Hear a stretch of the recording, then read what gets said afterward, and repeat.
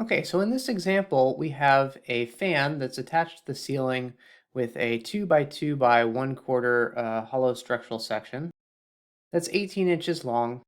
And on the end of it, we've got a fan which has a mass of 120 pounds. Maybe this is in some sort of large refrigerated warehouse for food or something. And this thing rotates at 1800 RPM.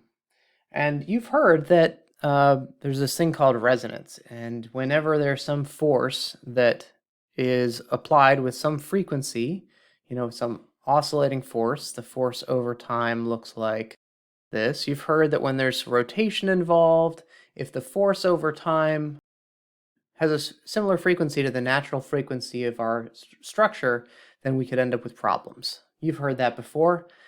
And let's investigate then what the natural frequency of our structure is and see if that's close to what the actual frequency of our fan is. Is the frequency at which our system wants to vibrate close to the frequency at which this thing is actually vibrating? If so, we might have a problem. And so this is a spring mass system. In the horizontal direction, this is very similar. This beam, right, it can deflect. We've learned that beams can deflect like that. We've learned that they're basically linear springs. So this is very similar. Actually, I'll draw it on the side here, as if we had a spring attached to a wall with some mass, and this here is the mass of our fan, M. And this K, well, we don't know what K is yet. We're going to have to find that out. And how are we going to find that out? It's going to be based on the fact that we're using this section, and it's made out of steel. It's got some known stiffness.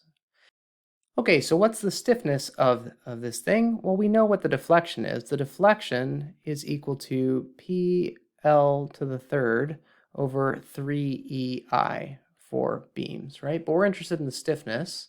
So we want K, which is the force per unit deflection. That's 3EI over L cubed.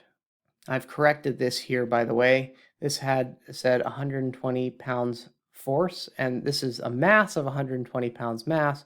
The weight is 120 pounds force.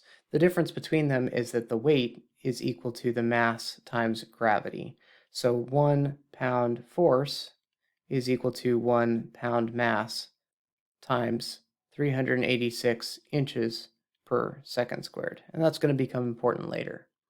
Okay, so back to evaluating the stiffness.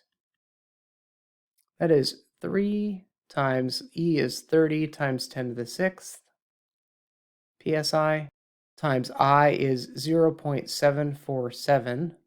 So E we've been using for steel is 30 times 10 to the 6th psi.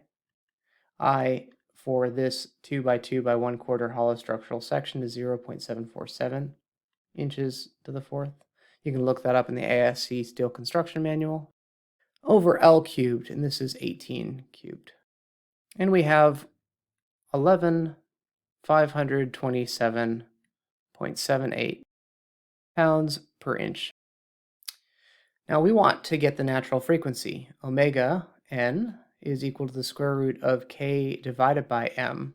Now M here is mass, K is units of pounds force per inch. So it's going to be convenient to convert this pounds force to something involving pounds mass so we can do our division easily.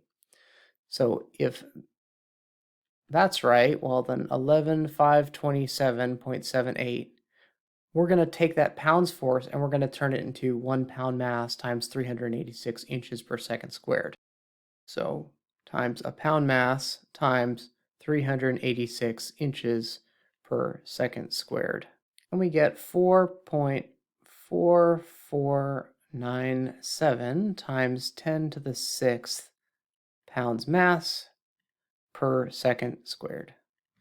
So finishing this off, we've got the square root of 4.4497 times 10 to the 6th pounds mass per second squared divided by, we've got 120 pounds mass.